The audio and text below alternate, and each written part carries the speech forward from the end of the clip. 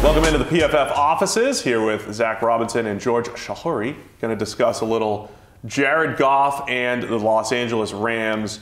I'm actually going to start with you, George, because you're like in the booth on Sunday Night Football, right? Basically. You're basically in the booth. You're just in Close. Chris's ear. I'm close. So you've been watching. You watched the Rams very closely in Chicago. It was very cold, I heard, and you've been studying them again because they're on Sunday Night Football with the Eagles. Broad overview, Jared Goff passing game has not been good the last couple weeks. Anything in particular you're seeing with the numbers? Look, I haven't tried throwing a football in 25-degree weather on Soldier Field, so I can't speak to whether or not the rocks you were throwing out there had anything to do with it, but there's some worrisome things about the way that the protection has looked for the Rams over the past couple of weeks, particularly against Chicago.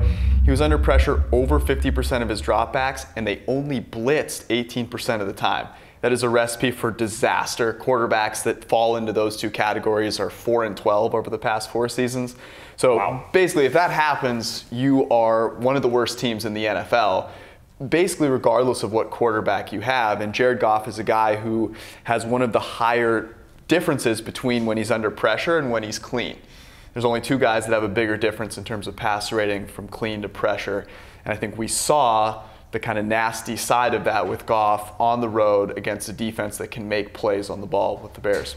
And then what about schematically as far as what teams are doing? We have Goff, as bad as he was against the Bears, his game against the Lions, from a grading standpoint, PFF was even worse. He had a couple bad passes into the flat that easily could have been pick sixes. So we have the Lions in a dome shutting him down, and then the Bears in the cold weather. Back-to-back weeks, what are teams doing differently? What they do? Yeah, I mean, this Rams passing attack is built off the play-action vertical game. That's what they've been all season. That's what they want to do. They want to bunch up receivers, get vertical stretches down the field, and that's how they create their big plays on first and second down, and then they scheme it up on third down.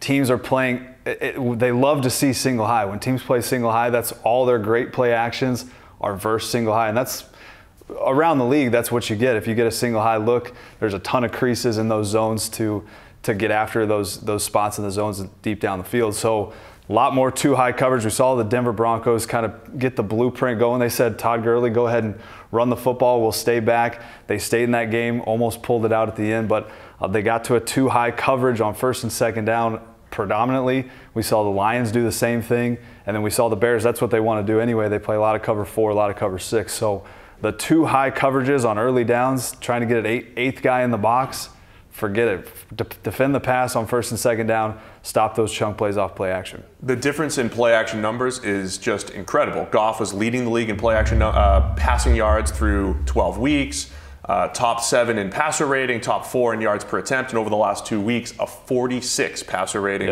on play action, only 6 yards per attempt. So the game has completely changed. I like what you said, though. I mean, it's the too high look where they're essentially saying, go ahead, run the ball. We would rather let Todd Gurley run, and if you pick up 5 or 6 yards, that's fine, but we're not giving up the 15-yard crossers and these chunk plays that you've been getting all year. So I know the narrative is always stop the run and then play the pass, but are we seeing teams actually saying, let me slow play the run, let me play the pass first and then the run second?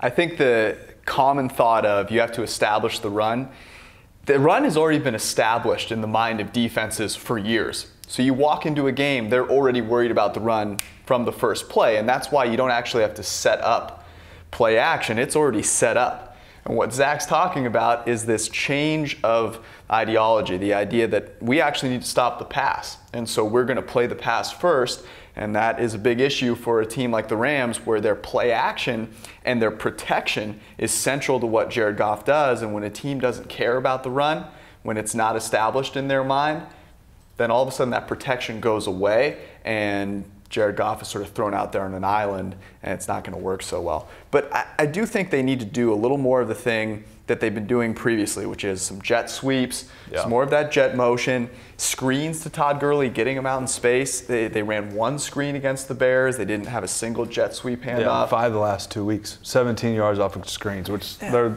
arguably the best screen team in the league. So how does that happen? I mean, the cold didn't freeze Sean McVay's brain, and so what happens from a play calling standpoint when you're in one of the biggest games of the year, and you get away from some of the eye candy, that, you know, the motion that has opened things up. Because look, we've been saying, look, Todd Gurley's got these massive holes to run through, and a lot of it's because of all the eye candy. And then the screen game. How does the play calling change in these big games? Yeah, I think you saw them get frustrated. They wanted to try to do too much. They've been so used to getting these chunk plays that you almost try too hard to get them, where you get away from the screen game, you get away from some of the misdirection stuff that got you in there in the first place that opens up the deeper shots. So I'm sure they're looking at every way they can to attack too high coverages off of play action. There's still tons of plays to do that. It's a lot more maybe outside the numbers with Jared Goff. He's so good at seeing the middle of the field that's where they make most of their hay. So outside the numbers, play actions, if teams are playing quarters, you got to throw it over their head on posts and try to get them out of it. Yeah, so Goff, 2 worst games of his season. Anything else that stood out that you've seen? And we've covered some pretty good stuff here, but I think they're going to be able to get back on track at home against Philadelphia in their depleted secondary. Yeah. If Sean McVay can memorize a few more of the players on the defense for the Eagles, he might not know the Eagles secondary. I think that'll solidify it. He just got through 11 on the Bears, and that clearly wasn't enough. So he expands his memory a little bit. That'll probably unlock a few more open throws for Jared Goff. All right, good stuff, guys. That's what's happening with the Rams offense. We'll see if they can bounce back this Sunday night against the Philadelphia Eagles.